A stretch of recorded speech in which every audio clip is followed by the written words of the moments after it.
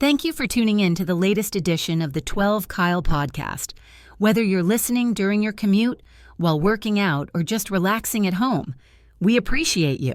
Every download, every listen, and every subscription means a lot. Up next, the 12 Kyle podcast. Ladies and gentlemen, thank you for listening. Thank you for downloading. And thank you for subscribing to the latest edition of the 12 Kyle podcast. I am your boy, 12 Kyle. Man, check this out. On this episode, what I'd like to ask you is a simple question. How has your listening to music changed over the years? Or has it? I came to that question because I recently did an episode with the homie J Boog. Shout out to J Boog, the J Spot Network. She had me on and we did an episode. It was called Memories Through Music, where she asked me a bunch of questions about, my memories of music.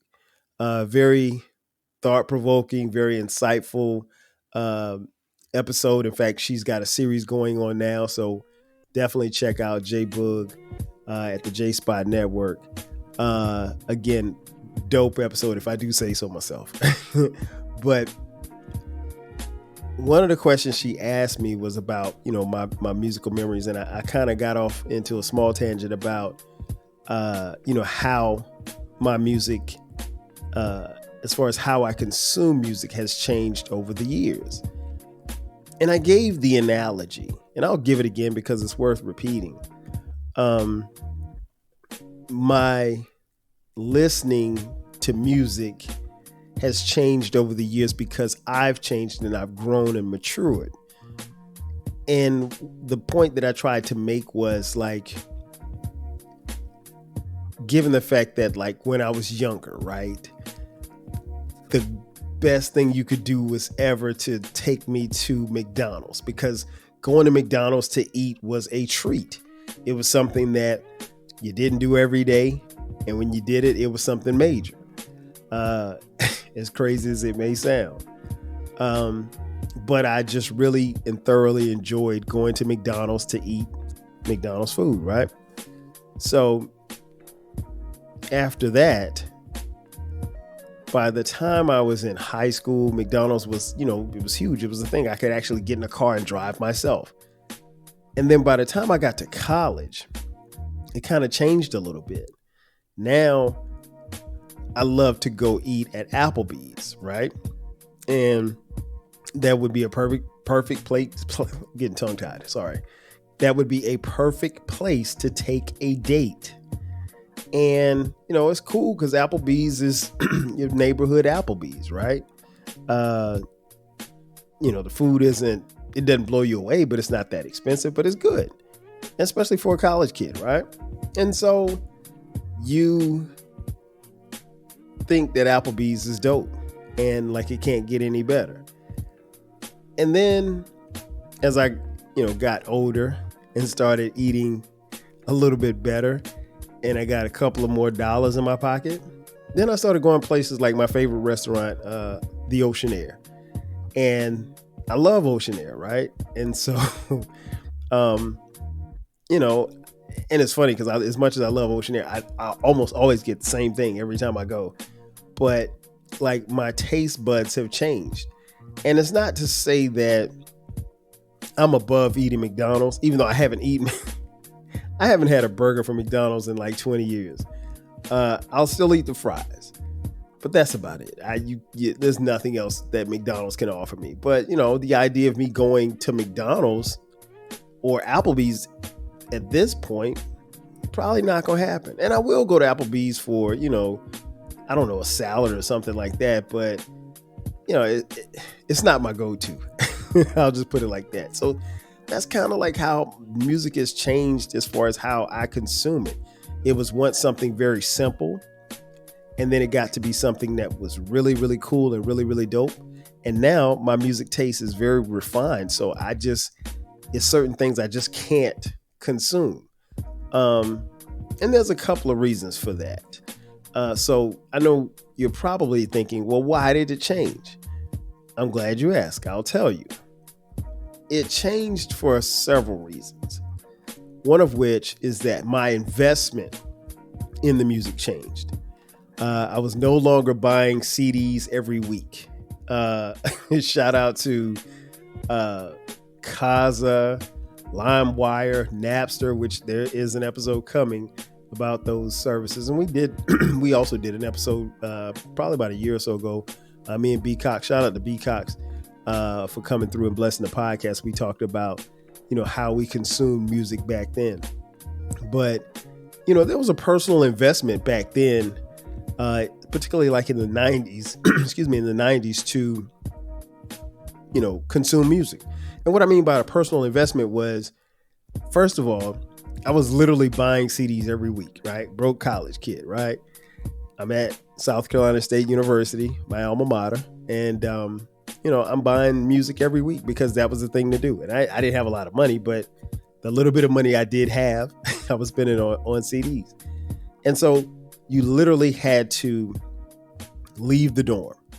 I had to get in my car, drive to the Prince of Orange Mall in Orangeburg, South Carolina, leave the campus of South Carolina State University, go grab it, go pay for a CD, open it up, put it in the CD changer or what have you in the car, and give it a listen. So there was a personal investment. Like you literally, I couldn't just grab a cell phone and just start listening to music. It wasn't that simple.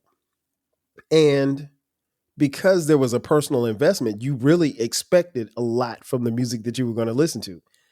Because again, you were paying for it. Now, full disclosure, like I have Spotify, and I think my kids have Apple Music. But like, so we pay for streaming services. So, or I pay, I should say. I pay for streaming services, but it's not the same as, going to the CD changer or the CD stand in your room and pulling out CDs. I missed that time. I don't have that personal investment anymore. And sites like Napster, and, Kaza and LimeWire, they changed the game. They changed everything for me. So, it was just something where your personal investment really made a difference. And so, when music became free, all bets were off after that. So I didn't have the same feeling, if you will. And things really just changed for me because, again, the music wasn't free. It was now free as opposed to me paying $10 for it. So even in the sense of the music becoming free, because we were getting it from, illegally, if you will, from these sites, what I used to call secondary marketing, it made a difference. And even if the music, let's say I go to download the latest, I don't know, Tone Loc album. Let me not use Tone Loc. Let's just say I go to download the latest Big Daddy Kane album. If I log into Kaza and I download it off somebody else's computer to my computer, and it takes a long time for that to happen. But once, I set my thing and I go to sleep and wake up the next morning, I got the new Big Daddy Kane album. And let's say it's just mid. Let's say it's not that good. Well, I haven't invested anything into that album. I mean, simply put, no harm, no foul. The only thing that happened was it just took me time to download it. But if the album's not good, it's no big deal to me. And wherein in years past, if I had paid for the Big Daddy Kane CD, and let's just say it was whack, oh, I'm mad as hell because now I'm pissed off. I've wasted $10, right? And I can't afford to waste $10. I'm not going to waste my money on music. So that was one of the ways that it changed, because my listening changed because of my personal investment or lack thereof into the music. Another way that it changed was the quality of music kind of declined. Well, actually, I can't say kind of. It declined. I think the music, particularly rap music and R&B music, it really became oversaturated. The market really just became oversaturated. Um, and I'll use an artist like Lil Wayne. Lil Wayne, it's so interesting to hear people talk about Lil Wayne because Lil Wayne's mixtape run was incredible. There may not be another hip hop artist that had the kind of run that Lil Wayne had as a mixtape when he was putting out hundreds of mixtapes. Not hundreds, but you get my point. But the flip side of it is that the music was so readily available that it kind of washed everything out because like you were constantly getting music. So in a lot of ways, people couldn't keep up because Lil Wayne would drop a mixtape, then 50 Cent would drop a mixtape, and then Jay-Z might drop a mixtape, and then Nas might drop a mixtape. And so like it became an avalanche. And, you know, simply put, an artist like Wayne, when you produce music like that at a rapid pace, you really don't give the audience a chance to miss you. And I think that's key because if you think back to before the internet, you know, your favorite artist might put out an album in, let's say, 1995, right? They put out the album. Maybe they go on a tour for a year or two. They tour the United States, then they tour the world. If it's successful, maybe they jump on a remix or something like that. But you probably won't get another album from them for another 2 or 3 years. So, you know, our favorite artists were producing albums. Some were coming, you know, year after year, like Jay-Z, but he was recording on an epic pace. But for the most part, your favorite artists, you probably would hear from them in about 2 or 3 years, every 2 or 3 years. And what was interesting was that you consume the music so much, and so it was so important to you that you really cherished and relished the music that you got. So you didn't get the newest Lil Wayne mixtape and say, "Oh man, I can't believe what he's about to do next." What do you mean? You got the tape in your hand. Why are you worried about what's next? So it really just changed. So yeah, I think the quality of music declined, and it forced us to really just kind of take what was given to us. And if you have an artist that is constantly giving you music, then it does water down the product to some degree. And even for me now, when somebody comes out, unless it's somebody that I really, really, really want to hear, there's no sense of urgency for me to listen to it because guess what? The music isn't going anywhere. It's always going to be here, right? So to me, you don't really get the music that actually, what we call, stick to your ribs. The music doesn't stick to my ribs anymore. And, you know, it's unfortunate. So at this point, you know, those are just a couple of reasons why I think the music, or at least how my listing has changed over the years. I tell you what, it's time for a quick commercial break. So we'll take a break, and on the other side, we'll come back and I'll tell you a few more reasons why I think the music has changed. Sit tight. We'll be back in just a second. Are you feeling nostalgic for the golden eras of rap and soul music? If so, tune in to the Rap Soul Podcast. We are your weekly journey through the 80s, 90s, and 2000s, spotlighting the music and the hidden gems that shaped the soundtrack of our lives. From the powerful beats to the soulful melodies, we bring you the best of the past with fresh insights and stories. Rediscover the music that defined a generation. Subscribe to the Rap Soul Podcast and enjoy the vibes. And just like that, we are back.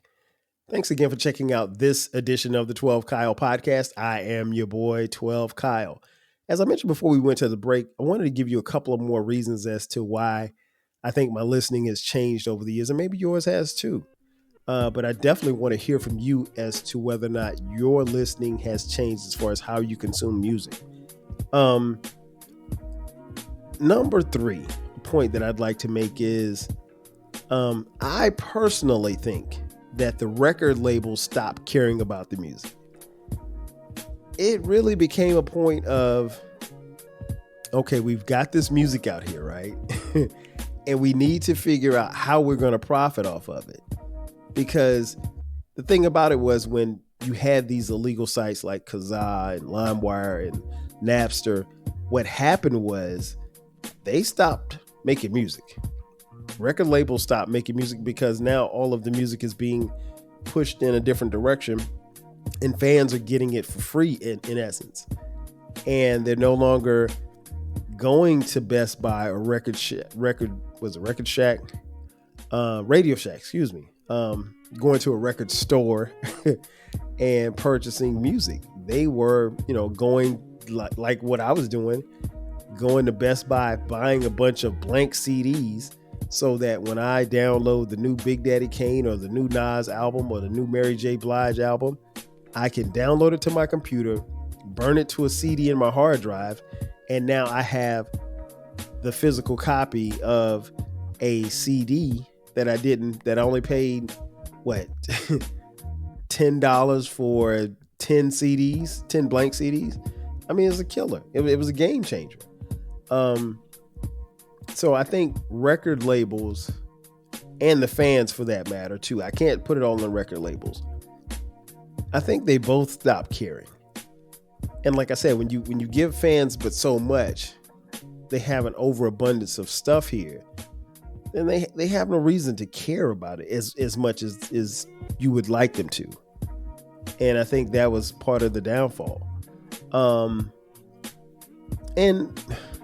then it got to a point where, with music, as far as how I was consuming it and my listening pleasure or displeasure, with the artists, especially as the internet advanced and social media became a thing, it really became, for some of these artists, it became about everything but the music. Like, you could get on Twitter and see what your favorite artist was eating or drinking for breakfast. And you could see them turning up in the club. You could see them promoting all kinds of brands. And they gave you everything but the music. Like, I marvel at the great Cardi B. Cardi B has done a lot. She's jumped on a lot of songs and rapped her little self away. But if I'm not mistaken, Cardi B's only made one album. Am I correct? I mean, y'all could correct. I'm not a Cardi B fan. I don't dislike her, but I don't listen to her music. But if I'm not mistaken, she's only made, at the time of this recording, she's only made one studio album, and she's been out for a few years now. And I mean, so for somebody like her, it's about everything but the music. And the fans honestly have said that they're okay with that. For me, it kind of cheapens things, because now it's not about the music. And in my opinion, it should have always been about the music. It's about, even for new artists, you pitch yourself to a record label or to a marketing company or whomever is going to promote your stuff. And, they'll tell you, well, hey, how many social media followers do you have? What's your social media presence? How many followers do you have on TikTok, on Instagram? That type of stuff. And it's about everything but the music. And so, and then it got to a point where a lot of artists, I'll be honest, just made a lot of bad music. And here's the thing, as fans, we were okay with it. And therein lies the problem. Because if we're never okay with our favorite artists making bad music, then there's a problem. They have to step their game up. Because, see, again, and I don't want to compare everything to the 80s and the 90s and the 70s, but the difference was, if you did not produce a good album, you could and would get dropped from your label. Just that simple. And what I mean by drop from your label is fired, for those of you kids who don't understand at home. So you really only had maybe 1, 2 shots to make it happen. And not everybody was going to have chart topping albums and record sales. Of course, that wasn't going to happen for everybody, but you had to give your label a reason to, continuously financially back you. And I tell the story all the time about, you know, if you look at a group like the Fugees, who supremely talented, uh, they had an album that came out before The Score, which was their diamond selling album, sold 10 million copies, whatever. But that first album, Blunted on Reality, that album almost got them dropped from the label because it sold like double uranium. So it happens. And so I think we have to be mindful of the fact that, as fans, we control a lot of that. But I think we've gotten to a point, at least for me, fans got to a point where they really didn't care about the music. They would much rather worry about seeing you on Instagram or seeing you in person or seeing you in concert. Not really concerned about you making new music. And so we either accepted it or we championed it. And I think both ways really kind of damaged, the working relationship between the fans and the artists. And then the also working relationship between the artists and the record labels. Music, I guess the next thing I want to talk about is as far as how my music has changed or how I've listened to music, how it's changed over the years. To me, music just sounded better in a different era than the era that I'm currently in right now. Does that sound snobbish? It depends on who you ask. I like things a certain way. I like it to sound a certain way. I like music to feel a certain way. If you think that's snobbish, I'm cool. You can call me a music snob. I just might be one. I don't know. But I remember when music was a jam. Like, you felt good when you heard it. Particularly with hip hop and R&B, there was substance. It made you feel good. It might make you cry. It might make you laugh. It might make you want to fight. It might make you want to do all of the above, but it evoked an emotion. I don't necessarily know that happens a lot now. Or maybe it does, but it probably doesn't happen as much as it once did. And for fans like me, that's not cool. Or we just kind of, step away from it. But I mean, music could make you want to run through a wall, right? Or it could make you fall in love. But it should evoke some type of emotion. At least the great music does, in my opinion. But I mean, like, we all take something from the music. And so I've been asked that question before. Are you a music snob? If you call me a snob, again, I'm not offended. I like what I like. And what I've liked has gotten me this far. And that doesn't mean that I won't listen to music of today, because I do. It's just a lot of it I just can't consume. Or I grow very tired of it very quickly. And I mean, when I spoke earlier about music kind of sticking to your ribs, when's the last time you heard an album that like just hit you and you had to stay on that album? Like, you didn't want to hear anything else. I mean, we talk about it all the time. Like, an album will come out, it'll come out on a Friday. And if you're on social media, your whole timeline is talking about it all day long on Friday. And for some, they're lucky if they're still talking about it the following Tuesday. And for others, they're lucky if they're talking about it the following Friday. Well, guess what? 2 more Fridays away. So the album's been out 3 weeks. Nobody's talking about it. You know why? Because some other new album has come out. The music don't stick to your ribs anymore. At least that's the way it appears. there's music and there's songs that I go back to that, from this current era. And I really and truly thoroughly enjoy. But I find myself a lot of times just slowly gravitating back to the music that I love. And that's the music from, those eras. The 80s, the 90s, the early 2000s. And again, it's not to say that I won't listen to something that came out last week, because I have, and I do. A lot of it, not all of it, but a lot of it doesn't stick to me. And from what I can tell, a lot of it doesn't stick to you either. Then that's cool. That is totally fine. But yeah, I've been asked a question about being a music snob, and trust me, it's not a question that offends me at all. I could venture to say that I probably am. And I'm perfectly fine with that. Perfectly fine with that. But ultimately, I think, it's something that we have to figure out for ourselves. And so it brings me back to the original question that I posed at the beginning of this episode. How has your music listening changed over the years, or has it changed? For me, it clearly has, and I'm okay with it. I've settled upon the fact that, nobody's making Ribbon in the Sky anymore.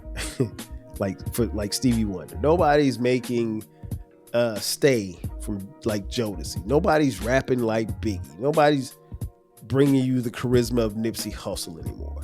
Everybody's different, and that's okay. And that's what it should be. There are no more Tupacs. He was a one of one. He truly was a one of one. There are no more Ice Cubes. But they're different versions.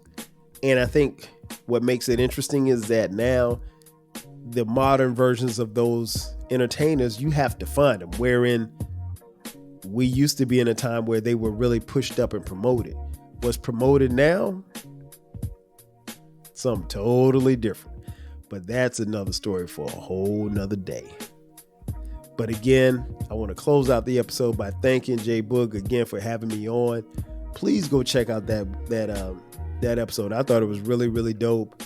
I didn't know any of the questions that she was going to ask me, so it felt good to kind of come off the top.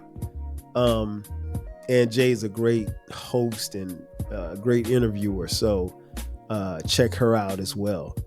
But ladies and gentlemen, that's going to do it for me. Thank you for checking out this edition of the 12 Kyle podcast. Be sure to subscribe to the podcast if you haven't done so already. You can find this podcast anywhere. Wherever you get your podcast, that's where you can find us.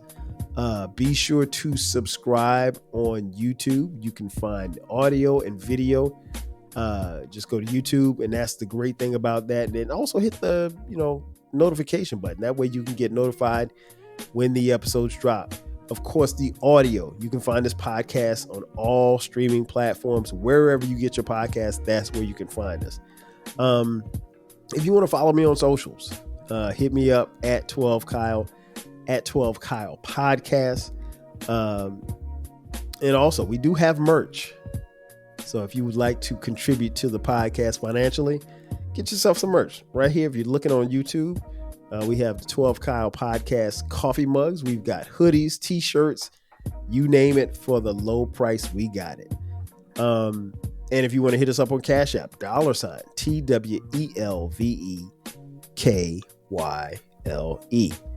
And before I go, let me remind you, I have a new baby. Not literally, but I have a new baby. It's called the Rap Soul Podcast. It is a brand new podcast that I just started.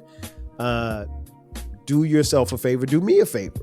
Go over there, subscribe. You can find it wherever, just the same way you find the 12 Kyle Podcast, YouTube as well.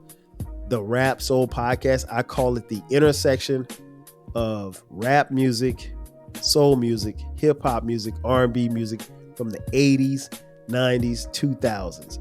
We got album reviews. We got artist features. We got just great conversations over there. It just started. So do me a favor. Do yourself a favor. Subscribe. And that's going to do it for me. I am your boy 12 Kyle. I'll catch you guys next time. 5 G's. Yeah. Thanks again for listening to this episode of the 12 Kyle podcast.